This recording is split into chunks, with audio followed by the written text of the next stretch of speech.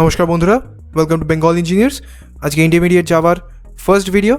আজকে আমরা কথা বলবো অবজেক্টস অ্যান্ড ক্লাসেস নিয়ে। তো চলুন ভিডিও শুরু করা যাক।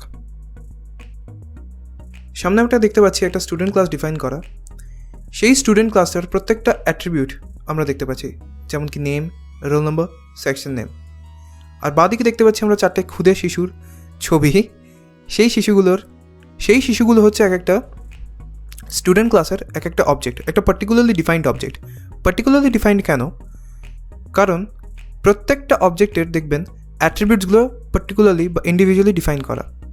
যেমন প্রথম বাচ্চাটির নাম হচ্ছে ড্যারেল, রোল নম্বর আলাদা, সেকশন আলাদা। দ্বিতীয়টা রোল নম্বর আলাদা, সেকশন আলাদা, নামও আলাদা। তৃতীয় রোল নম্বর, সেকশন, নাম আলাদা। এরম so on and so fourth. তা অবজেক্ট অ্যান্ড ক্লাসের মধ্যে এইটাই হচ্ছে বেসিক ডিফারেন্স। ক্লাস কী করে? একটা নতুন টাইপ অফ ডেটাকে ইনিশিয়ালাইজ করে বা ডিফাইন করে, যার নির্দিষ্ট কোনো বিহেভিয়ার থাকে, যার নির্দিষ্ট কোনো কাজ, ফাংশন থাকে। এবার সেটার কোনো কিন্তু এক্সিস্টেন্স থাকে না। সেই ফিজিক্যাল রিয়ালিটি বা মেমোরিতে সেইটাকে এক্সিস্টেন্স দেওয়ার জন্য একটা অবজেক্ট তৈরি করা হয়। আমরা নিউ অপারেটর দিয়ে একটা অবজেক্ট তৈরি করি, আমরা প্রোগ্রামিংয়ে ফার্দার দেখব। সেইটাকে আমরা অবজেক্ট বলি। আর অবজেক্ট ক্রিয়েশনের সময় বা অবজেক্ট তৈরি করার পরেই একটা পার্টিকুলার ক্লাসের ফিজিক্যাল এক্সিস্টেন্সটা আসে। ওয়েলকাম ব্যাক বন্ধুরা, আমরা চলে এসেছি প্রোগ্রামিং সেকশনে। আর এখানে আমরা একটা বেসিক ক্যালকুলেটর ডিজাইন করব। সেই ক্যালকুলেটরটা basic function, basic add, basic subtract, basic multiplication, division এগুলো করবে। আর আমরা শিখবো যে অবজেক্টস আর ক্লাসেসের প্র্যাকটিক্যাল ইউজটা। আর এই অবধি যদি ভিডিওটা ভালো লেগে থাকে, প্লিজ একটা লাইক আর সাবস্ক্রাইব বাটনটা ক্লিক করে দেবেন। আমাদের অনেক মোটিভেশন বাড়বে আর আমরা আরও মোটিভেটেড হয়ে আপনাদের জন্য নতুন নতুন ভিডিওস আপলোড করব। Thank you. যাই হোক, আমরা স্টার্ট করছি একটা মেইন ফাংশনটা কল করে। Public static void main string args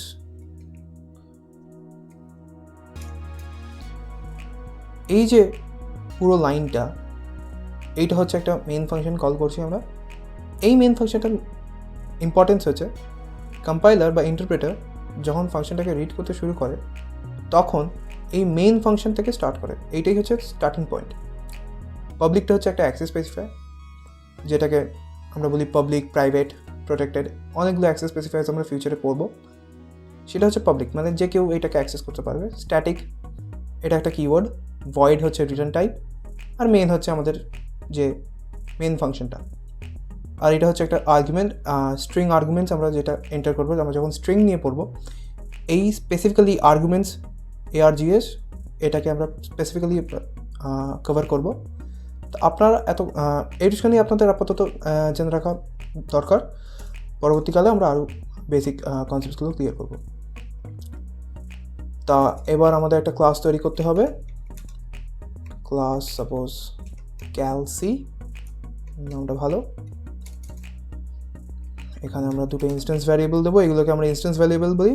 ক্লাসের মধ্যে যেই ভ্যারিয়েবলসগুলো আমরা ইউজ করি সেগুলোকে আমরা ইনস্ট্যান্স ভ্যারিয়েবল বলি। একটা কনস্ট্রাক্টর কল করব। কনস্ট্রাক্টর নিয়ে যদি আপনারা চিন্তিত থাকেন, তাহলে নেক্সট ভিডিওটাই কনস্ট্রাক্টরের মেথডস দিয়ে আসছে। তো চিন্তার কোনো কারণ নেই, খুব প্রবাবলি ফ্রাইডে বা স্যাটারডে। তো দেখতে থাকবেন। তা কনস্ট্রাক্টর আপাতত জেনে রাখুন। কনস্ট্রাক্টর হচ্ছে এই দুটো A আর B কে ডিফাইন করছে। B is equals to y। যাই হোক, এবার বেসিক আমাদের ক্লাসের স্ট্রাকচারটা হয়ে গেছে। এবার আমাদের মেথডসগুলোকে ডিফাইন করতে হবে।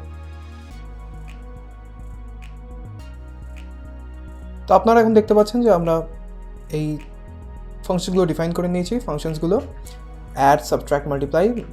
ডিভাইডটা যদি আপনারা করতে চান, ডিভাইড A by B বা B by A, এরকম একটা ইফ এলস কন্ডিশন দিয়ে করে নেবেন। এই সাবট্র্যাক্টটা একবার দেখবেন যে একটা ইফ এলস কন্ডিশন দেওয়া আছে, যদি A greater than B হয় তাহলে A minus B, B greater than A হয় তাহলে B minus A।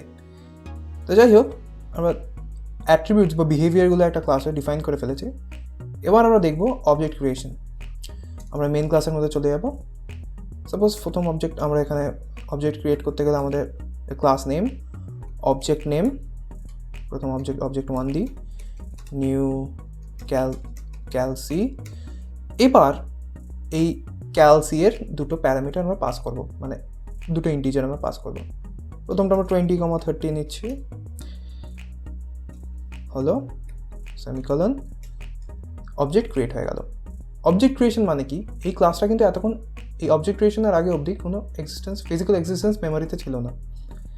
যেই অবজেক্টটা ক্রিয়েট হলো তখন এই 20 আর 30 ভ্যালু নিয়ে র্যামের মধ্যে একটা ফিজিক্যাল এক্সিস্টেন্স তৈরি করে ফেললো এই অবজেক্টটা। এবার এই অবজেক্টটা এই obj1 যে কোনো মেথড বা যে কোনো বলবেন ফাংশনকে কল করতে পারে, আর তার রেসপেক্টিভ কাজগুলো আমরা করতে পারি।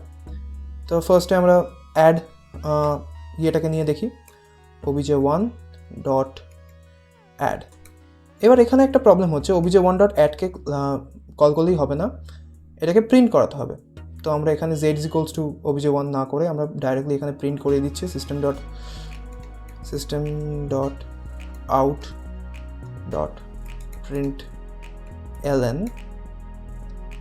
সেখানে আমরা এটা কপি করে দিচ্ছি, কাট করে পেস্ট, মুছে দাও। এবার আমাদের অ্যাড ফাংশনটা কল হয়ে গেছে, আমরা প্রিন্ট করব। রান করে দেখি 20 + 30 50 আসার কথা, 50 আসছে কিনা। এই যে 50, আমরা 50 পেয়ে গেছি। তার মানে আমাদের ফাংশনটা একদম ভালো করেই, মানে একদম ঠিকঠাক করে আমরা লিখেছি আর আমরা কল করতে পেরেছি। এবার এটা তো 20 আর 30 গেল, এবার অন্য কোনো ভ্যালুর জন্য আমরা করতে পারি, সাপোজ 40 আর 30 করতে পারি। রান করছি, 40 + 30 70 পেয়ে গেছি।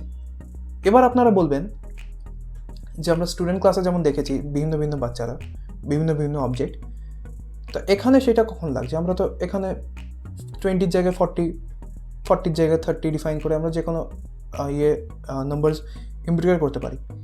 সাপোজ আপনার 40 + 30টাও দেখাতে হবে, আমরা সাপোজ আপনার 40 + 50ও দেখাতে হবে, তখন তো আমরা করতে পারবেন না। এটা দুটো অবজেক্ট, মানে একই সেম অবজেক্ট দুটো একই প্যারামিটার দিয়ে দুবার কল করতে পারবে না, সেই একই ভ্যালু দেখাবে 70। তখন আমরা কি করব? তখন একটা নতুন অবজেক্ট ক্রিয়েট করব, obj2 is equals to new calci, suppose 40 আর 50, 40,50। এই যে মেমোরিতে একটা নতুন অবজেক্ট ক্রিয়েট হলো উইথ দুটো নতুন ভেরিয়েবল, এইটা একটা নতুন আউটপুট দেবে। তা আমরা এটাকে কপি করে পেস্ট করি, নতুন অবজেক্টের নতুন ফাংশনটা obj2 এখানে জাস্ট নেব, এবার রান করবো। একটা 70 আসার কথা, একটা 90 আসার কথা, 70 90। এবার আমরা obj2